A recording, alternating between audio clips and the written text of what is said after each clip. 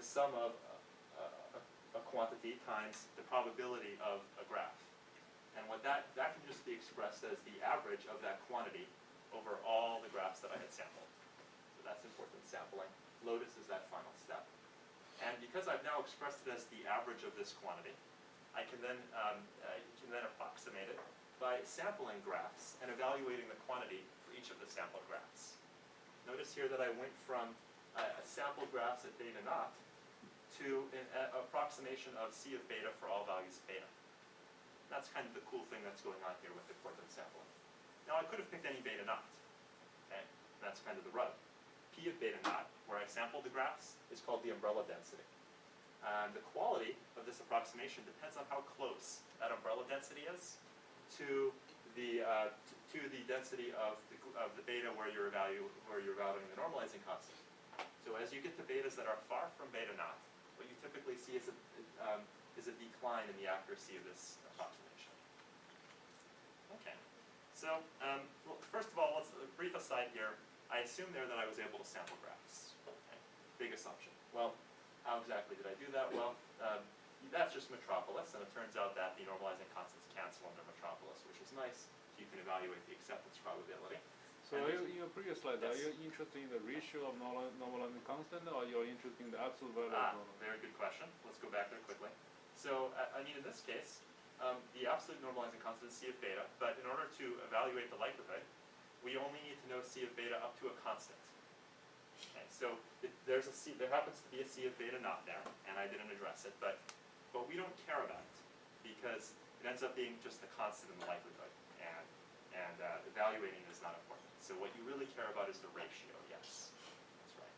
But you can just think about it as that being like a C in the likelihood, where the likelihood is C plus some other stuff you do care about.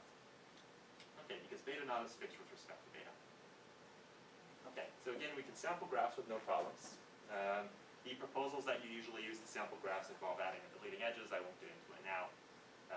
And this change statistic that you need to evaluate the acceptance probability, usually pretty easy to do because it ends up being the ratio of these two exponential functions.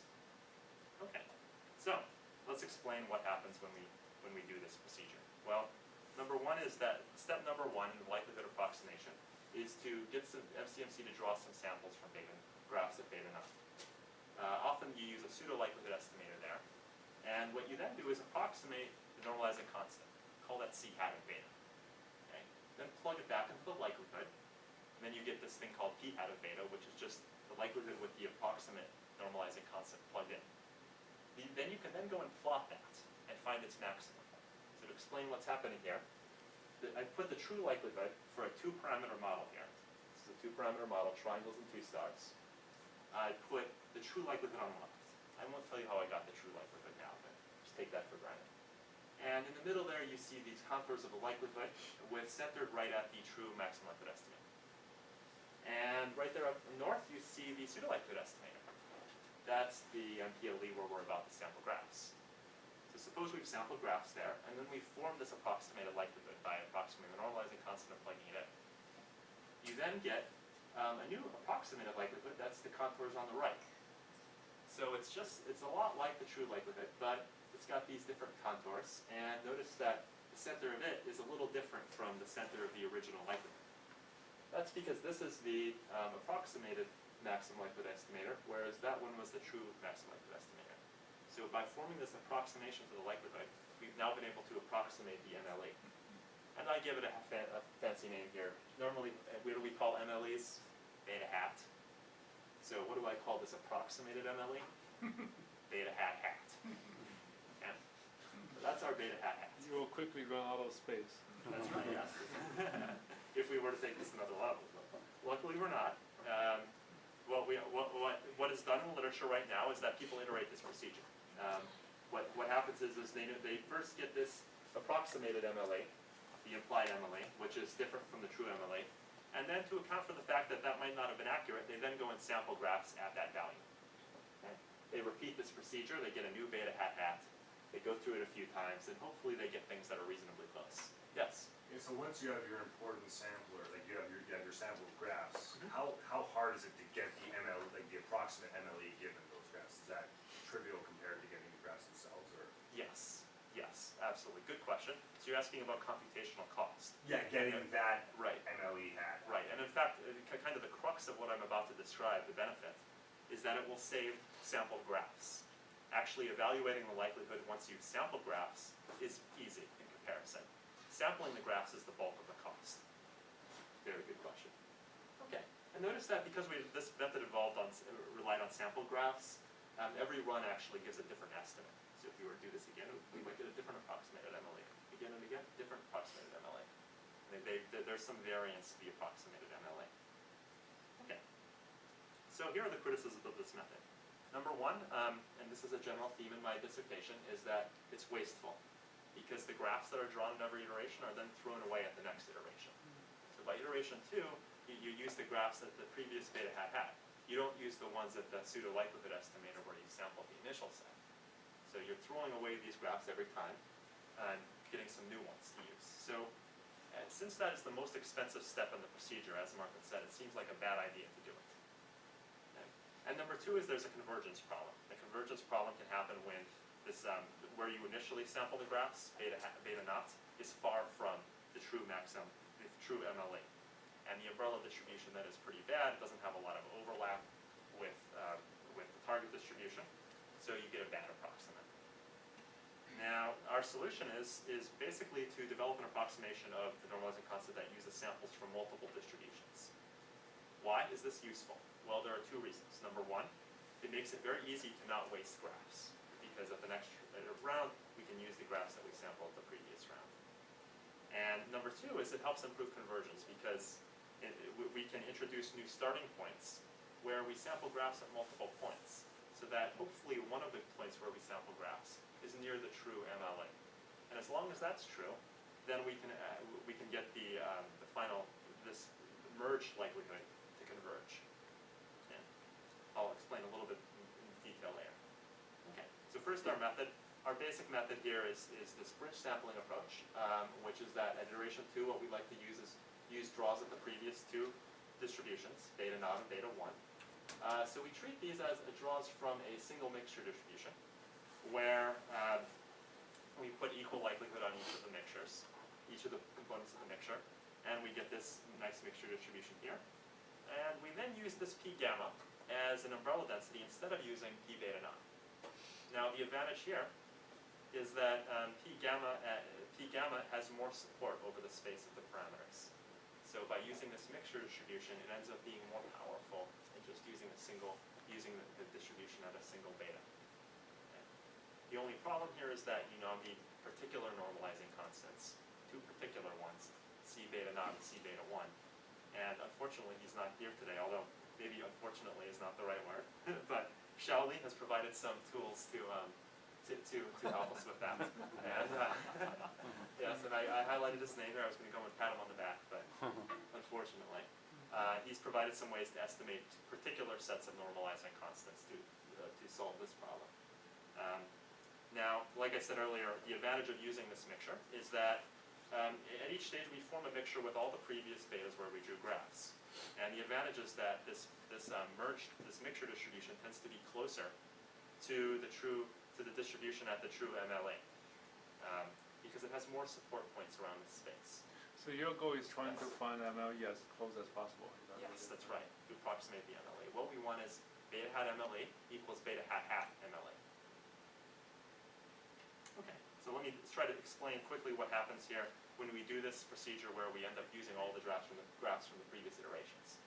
The key point here is that in the top row, which is the Geyer-Thompson approach, that's the traditional conventional approach, notice that the implied MLE kind of bounces around the true MLE.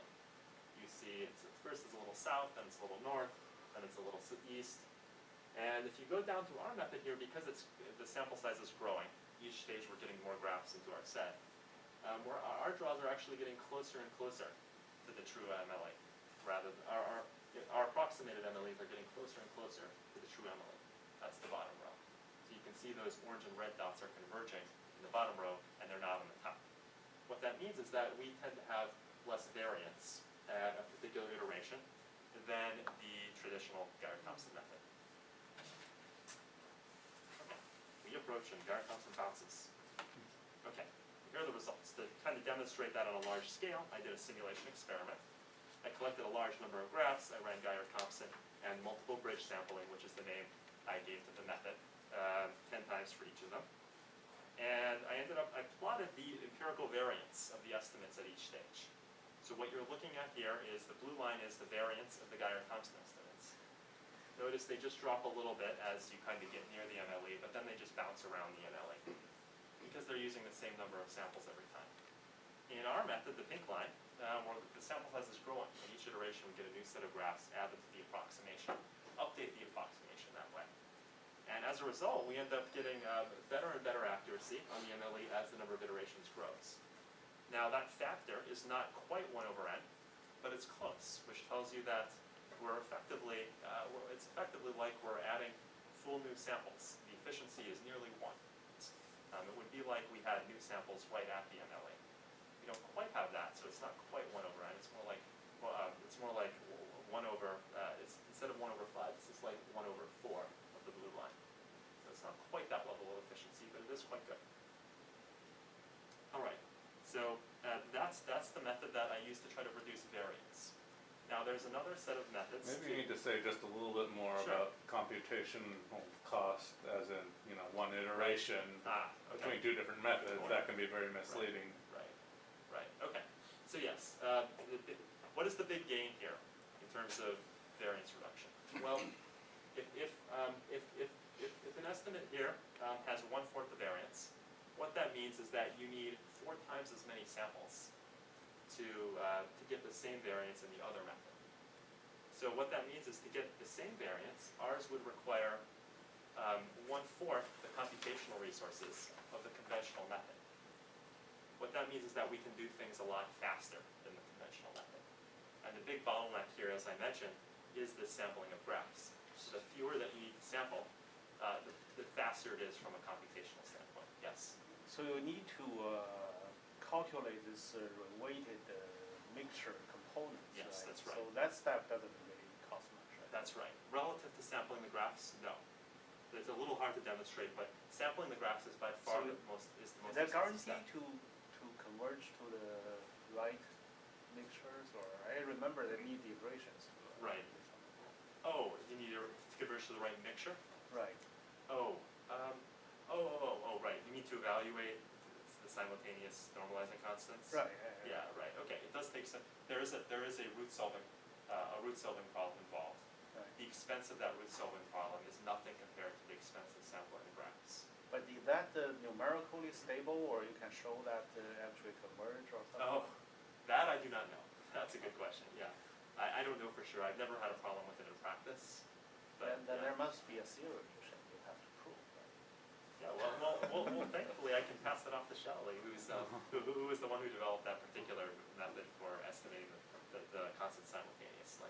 Well, Shall the Do physicists, they have like a fixed point theorem on the roots? physicists back in the 80s and 90s, they have algorithms like this, something But called inverted Yeah. cluster algorithm, something. They're trying to find the phase transition temperature. But they Just never really in fact- did just in exactly the iteration to solve that the mixture components correctly, so to speak, I think. That's my impression. That's why the paper got published. Yeah, okay. So that's but it's strikingly Yeah. similar. The similar methods work. Right. Yep, that's Very- right. So yeah, very I don't know the details on whether there always exists a root or not, but finding the root has never been even close in time in my practice to actually sampling the graphs. And the reason is that, think about the Monte Carlo procedure for sampling graphs is very slow. You've got to tweak one edge at a time, decide whether to accept the draw, do that again and again and again. Even then, it's hard to Yeah. be sure whether you have enough burn-in, Yep. whether you've run the chain long enough. The chains have to be seriously thinned. That means that instead of you can't take every sample, you have to wait. Take one sample and wait for, say, 1,000 proposals, 10,000, 100,000 proposals later, then take your next sample, because otherwise the proposals are very correlated to one another. So the expense here is enormous. Okay, so now I'm going to dive in a little on the other application of this method, which is to improve convergence. And one problem is that if the pseudo-likelihood estimator where you originally sample graphs is far from the maximum likelihood estimator, and this Geier-Thompson method won't converge. What you instead get is